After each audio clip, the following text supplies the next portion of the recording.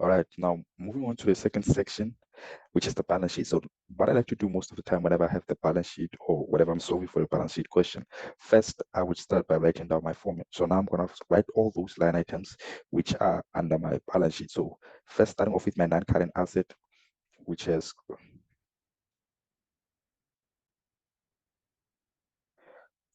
now first starting off with my non-current asset, which consists of two line items, my fixed asset, right, and my financial asset.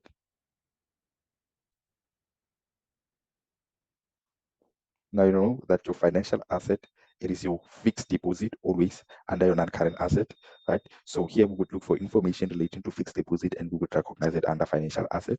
Now, what about current assets? So with current assets, with current asset, we have three line items. So first we have our inventory,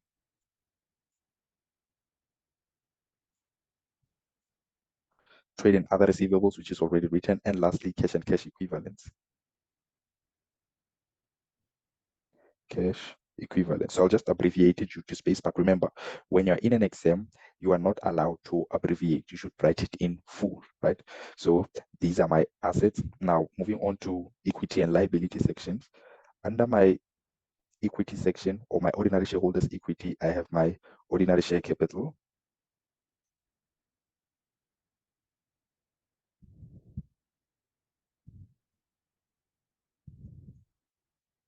as well as my retained earnings.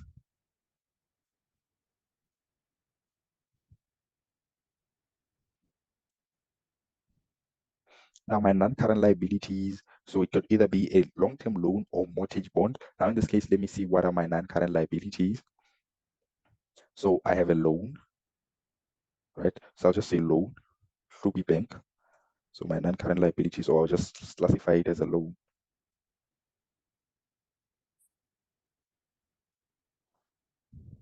Now, lastly, my current liabilities.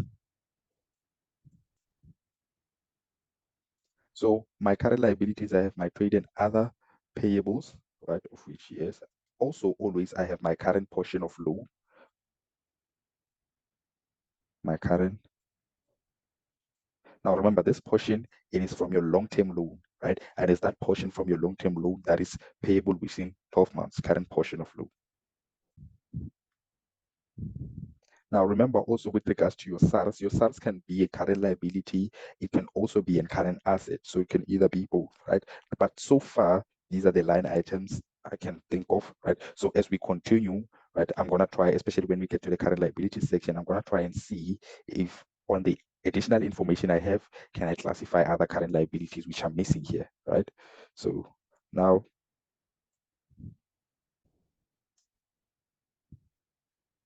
starting off with my financial assets. Now, remember with my financial asset, I said any information relating to fixed deposit, we would recognize it under our financial asset. Now here, my fixed deposit, I was not given an amount. All right, now let me see on my additional information, if I could find information relating to fixed deposit.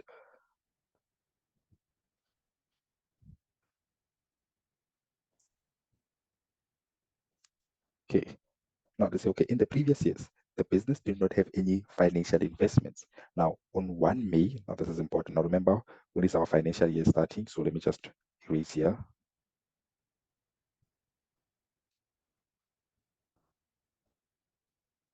So let me just write on my financial period. So my financial period is from 1 March 2023 to 28 Feb 2024, right?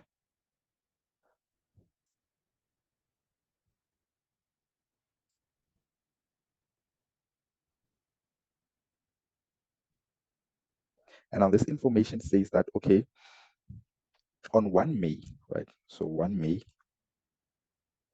2023,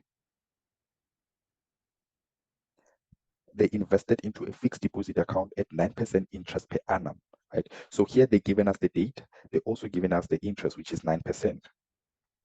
And now using this information, we need to try and calculate the fixed deposit or the value of our fixed deposit, right? Now, let us go about doing that. Now, remember, this interest that you receive from your fixed deposit, you recognize it as interest income, right? So let us see on the information that we had or the information we were given on the income statement, what was the interest income? Now here, this is our interest income. Can you see it? Which is 94,500. So I know that with regards to my interest on fixed deposit, I received 94,500.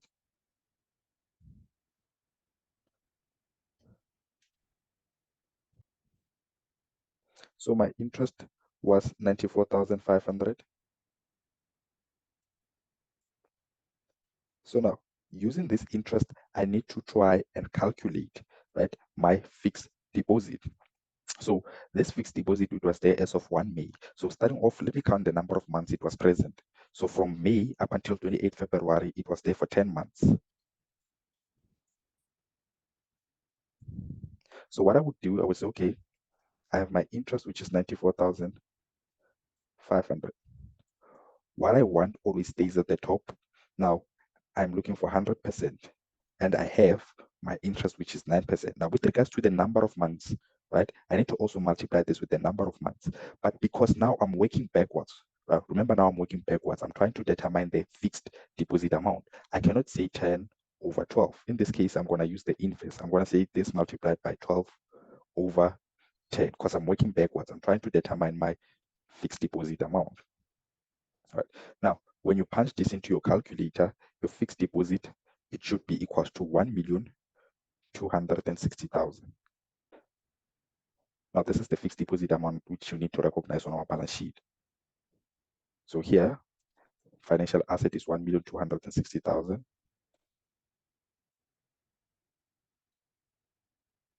And remember, these calculations, do them on your answer sheet, not your question paper, in order to get all your marks.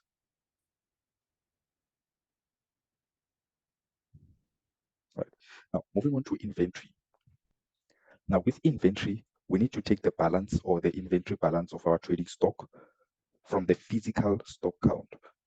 Now, because why? This is how much inventory we have. Now, the inventory that we have, right, it's worth 923,200.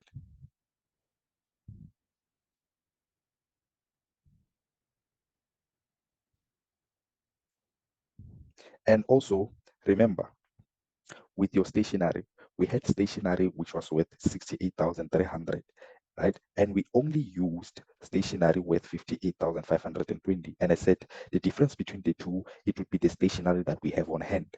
And that stationery that we have on hand, we're going to classify it as a current asset, which would fall under our inventory. And this was the difference between the two. Now, where's the trading stock? Right. Remember, this is the difference between the two, which is 9,780, right? This is the trading stock, which is on, or rather, this is the stationery, which was on hand, and we need to classify it as inventory. And here I will say plus 9,780.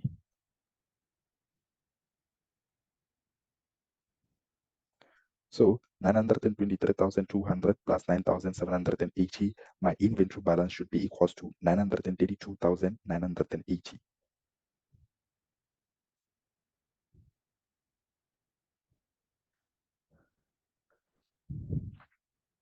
Now, what about cash and cash equivalents? Cash and cash equivalents, anything that has to do with cash, we would recognize it under cash and cash equivalents. Now, let's see on the information we are given. So here on the list of balances, we're not given information relating to cash and cash equivalents, as well as information that has to do with cash, right? So meaning that our cash and cash equivalents would have to be a balancing figure. Also on the additional information, we don't have any information related to cash and cash equivalents. So this would be a balancing figure. Right, let me just do this question mark so that I don't forget. And now, if we can get this amount, we would be able to get our total assets. And remember, total assets, but in this case, because this column is highlighted, there's no need for you to get it. But remember, always your total assets should be equal to your total equities and liabilities, right? Now, let's move on to the next section, the equity and liability section. So first, we're going to move on, or rather, we're going to start with the ordinary shareholders' equity. So let's see if we're given information relating to the ordinary share capital or the retained earnings. So here we were not given information relating to the ordinary share capital, but I was given my retained income balance as 1,038,480.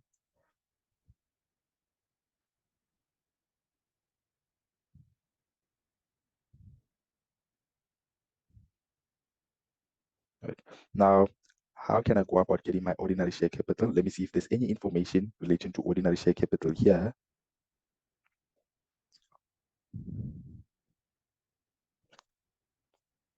So here I'm not given information relating to ordinary share capital, but then I am given my total capital employed.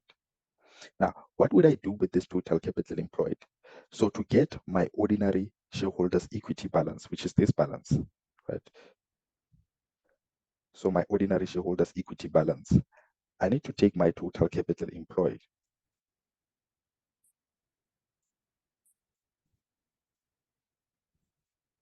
right? And after, I need to subtract my non-current liabilities from this amount.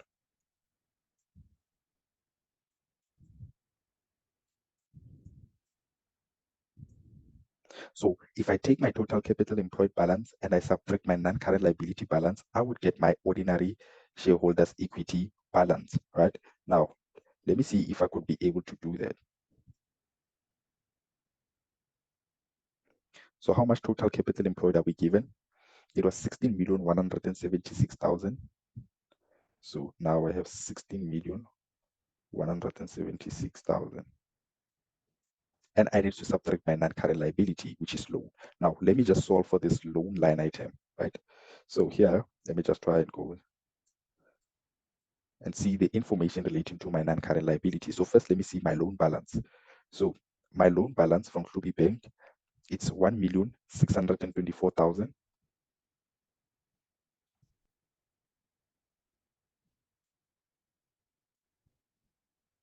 Now, this is the balance at the end, meaning that the interest has already been accounted for, as well as the installment. But the only thing that I need to subtract from this balance, it is my current portion of loan. Now, remember, let's say we were given the loan balance from last year.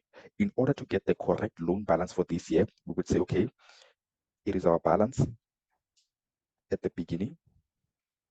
And from this balance at the beginning, we need to do what? You need to add the interest expense on loan. The interest on loan, you add it.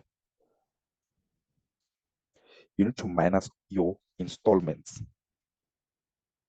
And all these amounts are annual amounts. You need to minus your installments. And lastly, you need to minus the current portion of loan. And from there, you would get to the correct loan balance at the end of the year, right? So always after this, you would get the loan balance at the end. Now, because here we were already given the loan balance at the end, I'm saying that our interest is already added, our installment are already subtracted, but the only thing that they didn't do, right, they didn't subtract the current portion of the loan, of which is what we need to do now, subtract this current portion of loan, right? Now, let us go about doing that. So let's see what is the information relating to loan. So here I have my information relating to Hlubi Bank. This is my loan. So okay, all transactions with respect to the loan were recorded, right? Hence I was saying that the interest is already accounted for, as well as the installments. Interest on the loan is capitalized, meaning that it's already added. A fixed monthly installment was paid in full. The repayment, including interest for the year, amounted to 402,000. So now remember, our repayments consist of your capital amount. Now, capital amount, it is that amount that reduces the actual amount you owe, right? And they also consist of the interest. Now, for example, let's say I owe the bank 1 million and they're charging me interest of 10%. It simply means that every month, or maybe say this is a monthly amount, right? Or an annual amount. Okay, let's say monthly amount. They charge me interest of 10%. Every month I need to give the bank interest of 10,000. Now, my installments are 17,000 rands per month in order to settle this loan amount. So I'm saying that this installment consists of your capital amount as well as your interest amount. And your capital amount is that amount that reduces the actual amount you owe. Now, in this case, 10,000 would be for the interest, right? And the 7,000, it will be the capital amount, meaning that on this 1 million every month when you pay, only 7,000 is subtracted, right? So in this case, the balance of my loan after I've paid 17,000, it will be 993,000. Now, Here, this is what I was trying to explain with regards to the repayments, or I was trying to classify or rather clarify what is the capital portion of loan, right? But now that we have an idea what is the capital portion of loan, let us try and answer this question, making use of that information. Now, these repayments, they say they amount to 402,000. Now, using this information, we need to try and calculate the current portion of loan. Basically, on this long-term loan, how much it's payable within 12 months. We're trying to calculate the amount that is payable in 12 months, right? And that amount would exclude interest, meaning that amount, it would be the capital portion of the loan. This amount that is payable within 12 months, it is the capital portion. It excludes interest. Now, making use of this information, we need to try and calculate that amount. Now, the information further states that note that the capital portion of repayments would decrease by 5% over the next financial year, meaning that as of next year, the capital portion that we're going to pay to the bank would decrease by 5%. Now, let me try and calculate the capital portion for next year, which is the amount payable in 12 months. So now I'm told that this is my installment, which is 402,000. As I said, it consists of my capital as well as my interest, right? Now, my interest expense, I was given it on my income statement, right? And this is my interest expense, 162,000. Now, this is the interest I paid on this loan. So my interest is 162,000. And meaning that if I take 402,000, right? If I take 402,000 and I minus 162,000, I would get the capital portion of this loan, which is 240,000.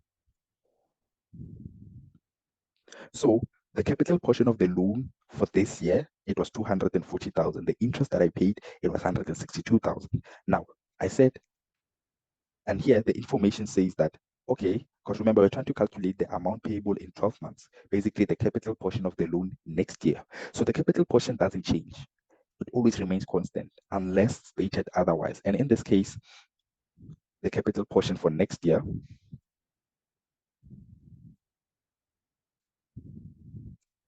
is 240,000.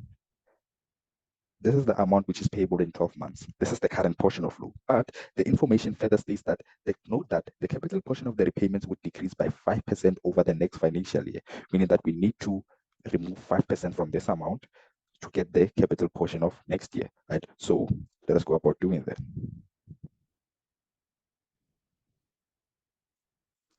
So 240,000. So just multiply this by 95 over 100 to get this amount excluding 5%. So 40,000, and I would get 228,000. Now, this is the capital portion for the next financial year. This is the amount that is payable within 12 months. This is the amount that we need to subtract on our balance sheet, right? So here, I would say, okay, minus 228,000.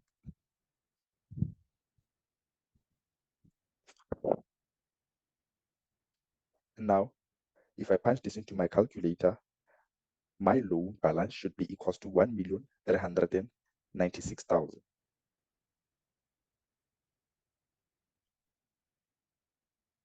And this should be the very same balance under my non-current liabilities, 1,396,000. And I said, to get my ordinary shareholders' equity, right, which is this balance here, I need to take my total capital employed and subtract my non-current liabilities. In this case, my non-current liabilities amount to 1,396,000. And when I subtract these two amounts, this amount that I would get, it would be my ordinary shareholders' equity. Right. Now, let me just punch that into my calculator. 16,176,000 minus 1,396,000. And this would be equals to 14,780,000. So my ordinary shareholders' equity balance, I got it as 40,780,000. And now, To get my ordinary share capital, I will just take this 14,780,000 minus my retained earnings of 1,038,000. Because remember, when you add your ordinary share capital with your retained earnings, they should equal to your ordinary shareholders' equity. Hence, I'm taking this amount, subtracting it with that amount.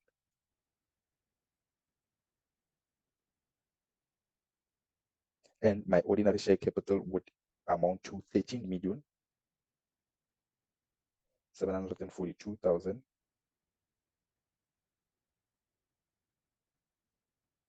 Right. Now we are done with the equity section. All right, let me just erase here on the side. Now, all right, I think I've skipped one line item here above, which is my trade and other receivables, right? So let me just try and do it here. Trade and other receivables. Now, starting off with the first line item, we need our debtors control balance.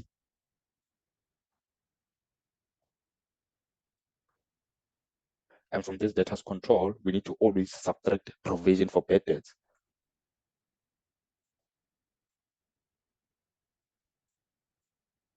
For bad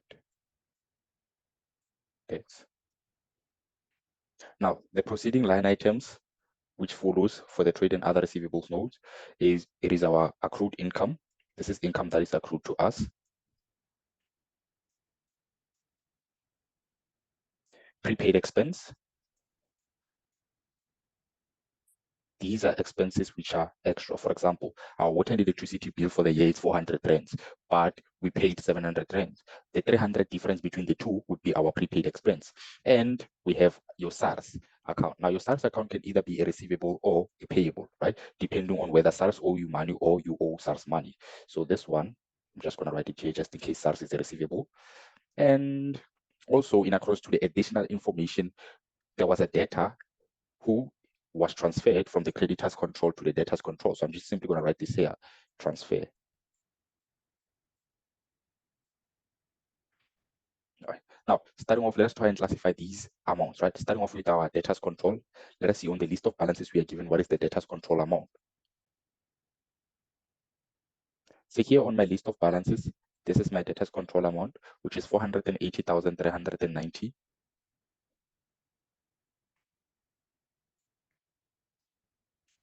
And I need to subtract my provision for bad debts for this year. Now, on my list of balances here, my provision for bad debts is a question mark, and my provision for bad debts for last year, it was 24,000. But remember, on the additional information, right, let me just go to that additional information.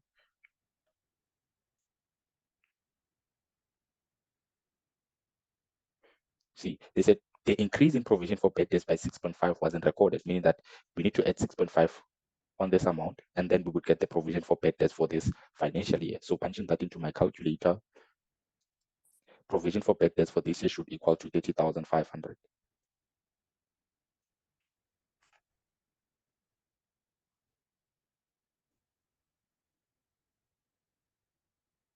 Now, what about income that is accrued to us, right? Let us see on the additional information if we have any income that is accrued to us. So here I can see my prepaid expense. I've already highlighted it for the director's fees. Now remember, these calculations, we have done them when we were doing the income statement, right? But so far, in accordance to this additional information, I don't have any accrued income. But my prepaid expenses, I've just said, this is information relating to directors' fees. Remember, we paid directors the fees for March 2024, and our financial year is on the 28th of February. Therefore, we needed to subtract the fees we paid to these two directors on March 2024, or for the month of March, which is the next financial year. And that amount, we've calculated it on our income statement. But let me just go here. Directors' fees. Here's the amount we subtracted, which is 131,760. Right, and this is the prepaid expense.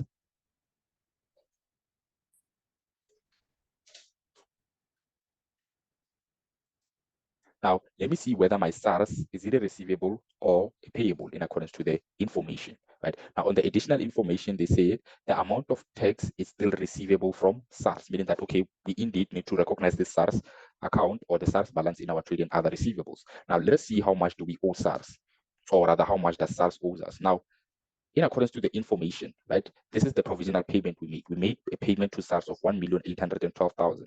This is how much we paid to SARS, 730, right? And now, how much do we actually owe SARS? So we're gonna fetch that amount on our income statement. Now, our income tax for the year is 1,750,000. So, in conclusion, we paid SARS 1,812,780, but only to find out that we only owe them 1,750,000. Now, the difference between the two, it will be the amount that SARS needs to refund us. So 1,812,780 minus 1,750,000, which is 62,780. This is the amount that is receivable from SARS. So here, 62,780. Now, what about the transfer? Remember this transaction relating to a transfer, right? So it says a transfer a creditor's debit balance of 3.2 from the creditor's ledger to an account in the debtor's ledger. Now, transfer of a creditor's debit balance of 3,200 from the creditor's ledger to our account in the debtor's ledger.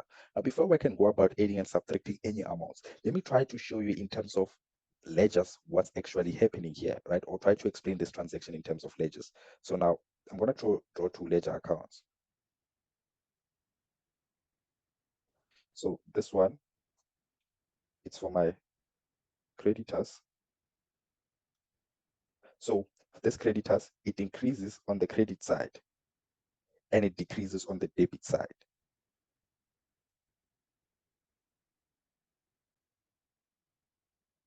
Right. Now here on the other side, I'm going to draw the debtors ledger. So this is for our debtors. So this ledger account, it increases on the debit side, meaning that when you add, you have to recognize that transaction on the debit side, and it decreases on the credit side. Now, let's try to interpret the information that we were told. So they said, here, transfer a creditor's debit balance. So this creditor has a debit balance of 3,200. So this is the balance. Initially, they had a balance of 3,200. So now, they said this debtor or this person, we need to transfer them to the debtors, right? So here we transfer a creditor's debit balance of 3,200. Now this was the debit balance from the creditor's ledger to her account in the debtor's ledger. So before we can transfer this to the debtor's ledger, we need to cancel it out. So the new transactions which we need to do, I'm going to write them in black. So we need to cancel this down. So I'm going to write I'm canceling this transaction out. Balance carried down, 3,200. You see that I'm canceling it out on the credit side.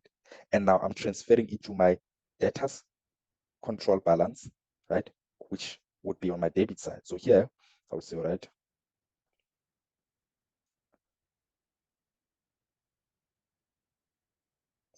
I can just say creditors control,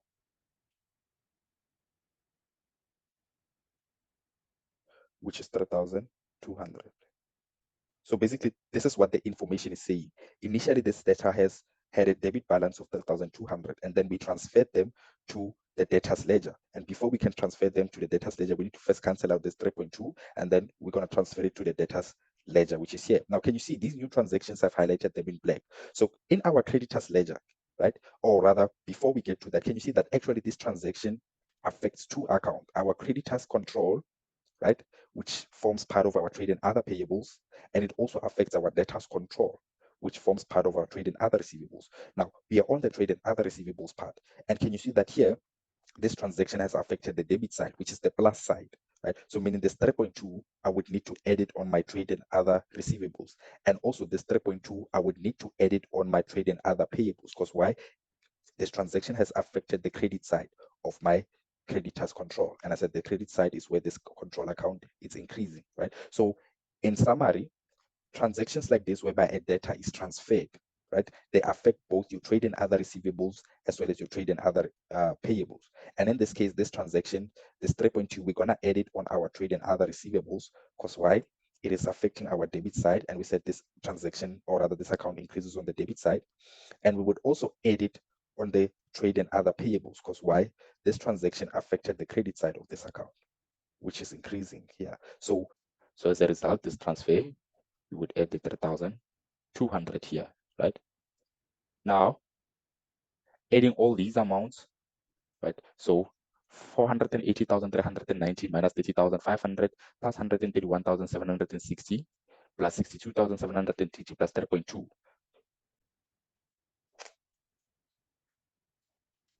Your trade and other receivables amount, or rather your trade and other receivables balance should amount to 647,580. So let me just write that using a different marker.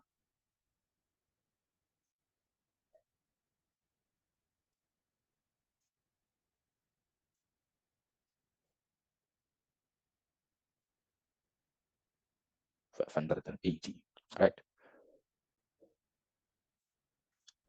Now, the last section which we need to prepare, it is the current liabilities section, right? Now, already I have my current portion of loan. Remember, I've worked this amount out and I've calculated it before as 228,000.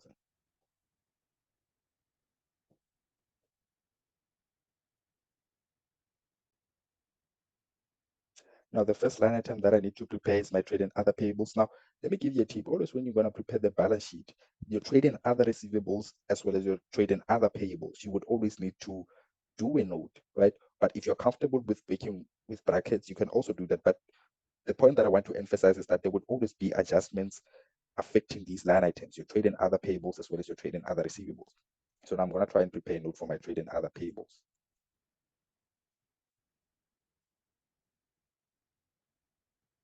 So first, it will be my creditors control.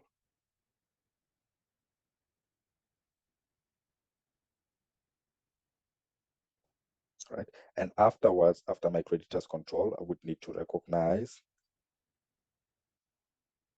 income received in advance.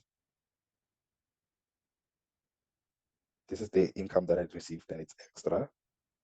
I would need to recognize accrued expense.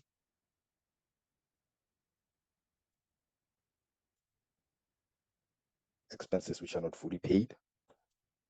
And sometimes SARS, but in this example, or for this question, SARS was a receivable, right? So accrued expense. And remember, there was a transfer.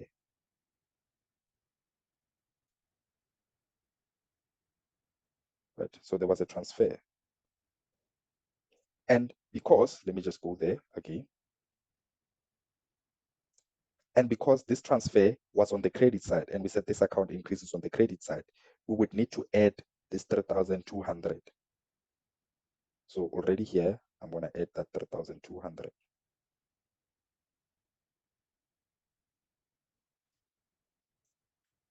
Now, let me just try and classify these amounts. First, let me find what was my creditors control amount.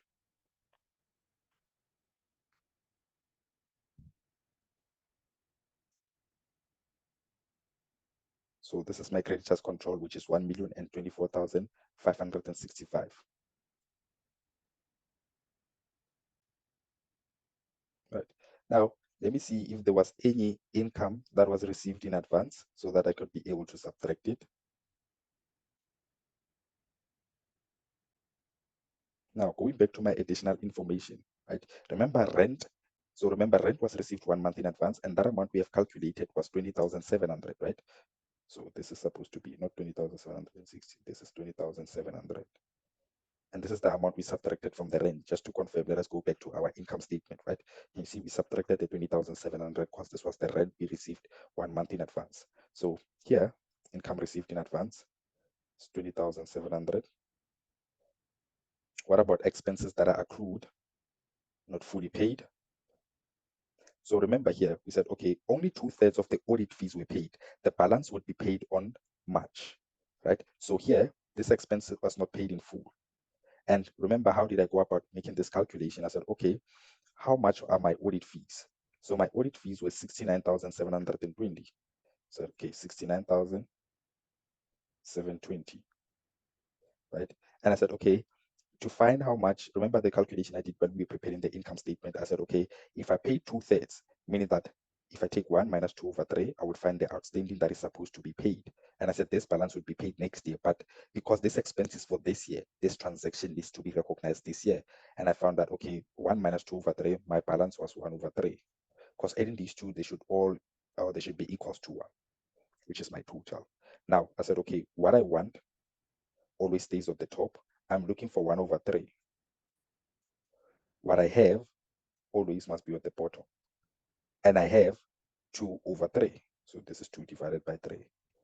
And I found out that amount, this amount which should be paid next year, it is 34,860, right? And this is accrued expense. So here, plus 34,860.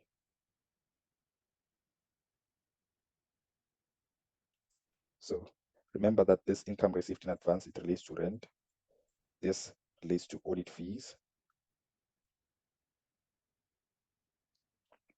Right. And now, when we add all these amounts, right, our trade and other payables should equals to 1,083,325.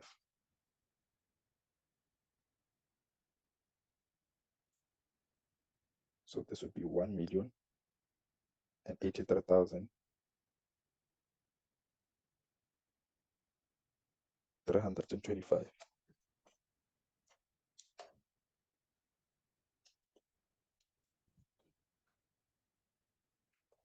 Now let me see that based on the additional information, what other current liabilities can I classify?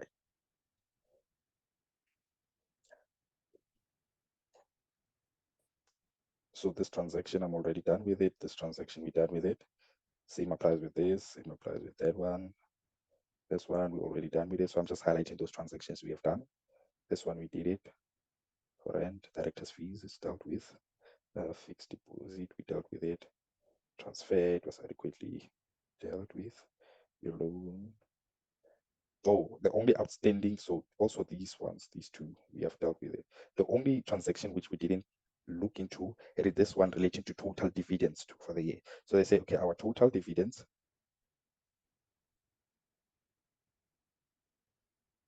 for the year, they amounted to 745,000. These are the dividends that we have declared. They amounted to 745,000. Now let me look into my balances. Can you see dividends on ordinary shares? So these are the dividends that we paid. We paid 260. So we said that we're going to pay dividends also. This is how much we paid.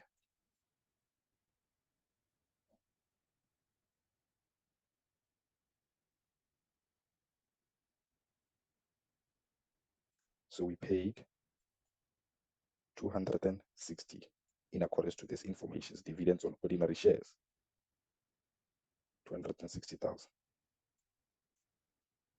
So we said we declared dividends of 745,000. Basically, we said we're going to pay you dividends of 745,000, but we only managed to pay dividends for 260,000 for this year, meaning that the difference between the two, we will owe this amount to investors or shareholders, right? So the difference between the two is the amount that we still need to pay between to our shareholders. So we still need to pay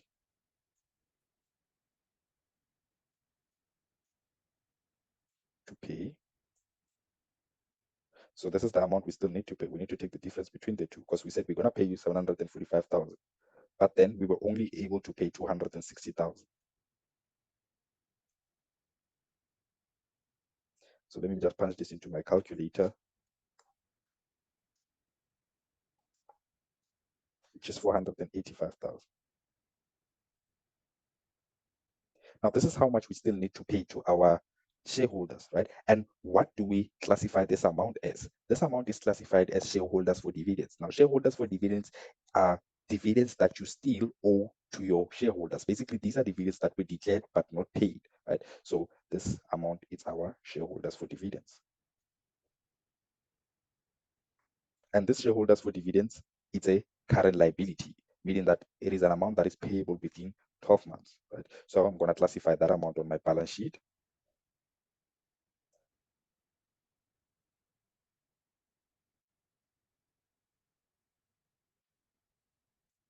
shareholders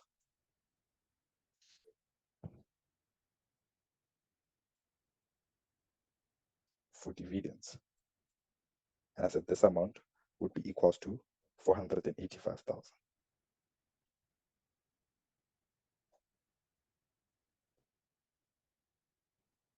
Right. Now, let me write my totals. So for my current liabilities, 1,083,325 plus 228,000 plus 485,000. Now adding all these amounts, they would be equals to 1,796,325. Right. So I have my current liabilities, my non-current liabilities, as well as my ordinary shareholders' equity. But remember, I still have a balancing figure, which is this, right? Now we need to try and solve for our cash and cash equivalents, which is a balancing figure, right? So we have our current assets total, which is 3,429,700. Remember, to get this total, we needed to take our inventory plus trade and other receivables plus cash and cash equivalents, simply meaning that our balancing figure to get it, we would take our total 3,429,700, and we would subtract our inventory, which is 932,980.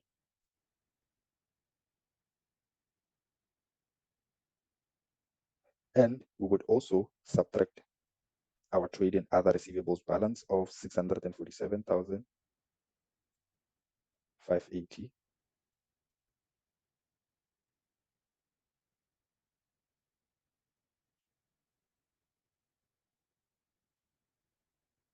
And now, when we do that, punching this into our calculator, we would find our cash and cash equivalents amount equaling to 1,849,140.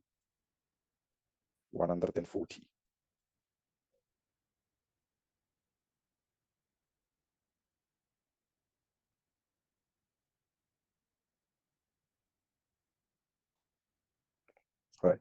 And that will be all for this question. Right. Remember, if ever you have any questions, always feel free to reach out. Thank you.